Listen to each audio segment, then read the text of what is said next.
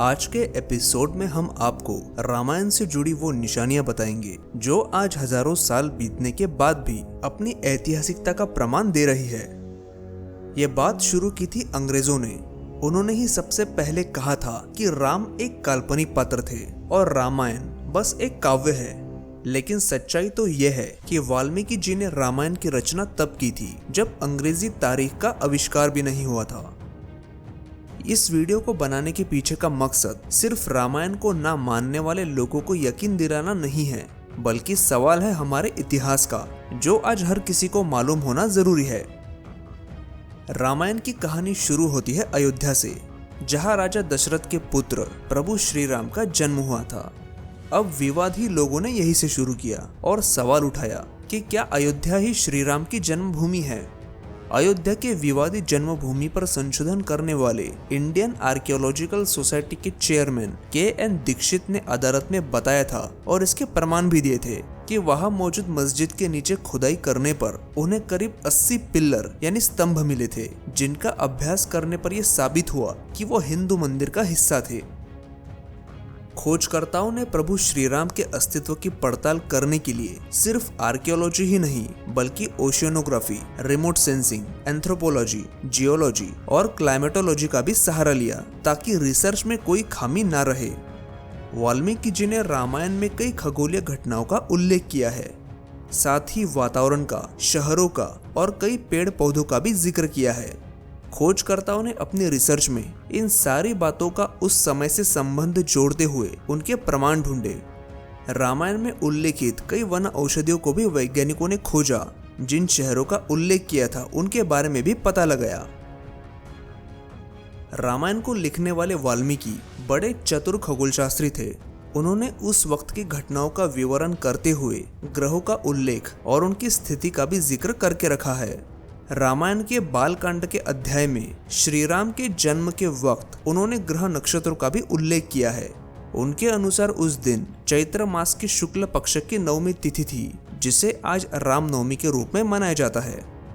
खोजकर्ताओं ने planetarium software का इस्तेमाल करके रामायण में उल्लेख किए ग्रहों की स्थिति से उस समय की तारीख भी ढूंढ निकाली है। वैज्ञानिकों ने आखिर रामायण की प्रामाणिकता सिद्ध कैसे की, सुनिए खुद भारत के भूतपूर्व राष्ट्रपति अब्दुल कलाम जी से। Planetarium software have proved that events narrated in Valmiki Ramayana actually occurred around 7,000 years. जब सीता जी का स्वयंवर आयोजित किया गया था, तब बड़े बड़े बलशाली राजा जनकपुर पहुंचे थे। इन राजाओं में रावण भी था, जिस तेजस्वी धनुष को कोई उसकी जगह से हिला भी नहीं पाया था। उस धनुष को प्रभु श्री राम ने उठाया था और सिर्फ उठाया नहीं बल्कि उसे तोड़ा भी था। रामायण में वर्णन किया गया है कि जब ये धनुष टूटा था तो भयंकर विस्फोट हुआ और उस धनुष के टुकड़े आसपास बिखर गए। इस घटना का सबूत है नेपाल का धनुषा मंदिर। इस मंदिर में उस धनुष का टुकड़ा रखा हुआ है। यह मंदिर नेपाल के धनुषा नाम की जगह पर है, जो जनकपुर से 1 किलोमीटर की दूरी पर है। यह उस धनुष का टुकड़ा रखा हुआ है जो पत्थर जैसा दिखता है। प्रभु श्री राम और सीता माता का स्वयंवर होने के बाद सारे बाराती जनकपुर से रवाना हुए। उनकी बारात जिस रास्ते से लौटी थी, उन रास्तों पर जहां जहां उन्होंने विश्राम किया था, वहां आज उनके कई सारे प्रमाण मौजूद है। बिहार में एक कुंड मौजूद है जो इस बारात के विश्राम की पहली जगह थी। उत्तर प्रदेश के गोरखपुर में एक गांव है जिसका नाम है डेरवा। यह भी बारात ने एक रात डेरा डाला था, इसीलिए इस गांव का नाम डेरवा पड़ गया।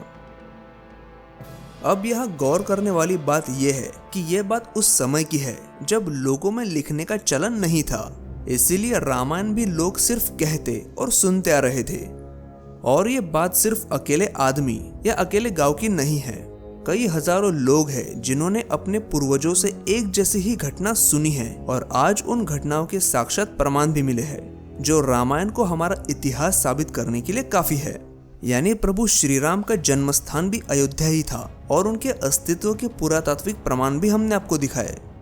आज से हजारों साल पहले क्या हुआ वो तो हम आज नहीं देख सकते, लेकिन उन घटनाओं के जो भौगोलिक साक्ष्य मौजूद है उन्हें ध्यान में रखकर अपने विवेक का इस्तेमाल करते हुए एक बार सोच जरूर सकते हैं।